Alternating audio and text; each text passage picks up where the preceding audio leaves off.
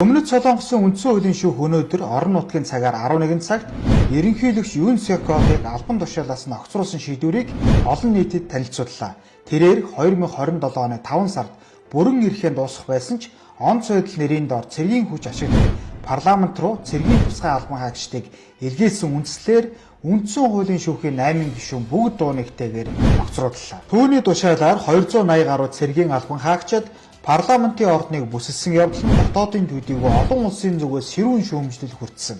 Ташрамд хэлэхэд Өмнөд Солонгосын ерөнхийлөгч нар бүрэн эрхийнхээ хугацаанд ба бүрэн эрх нь дууссаны дараа байнгын шүүхээр олж ял авдаг.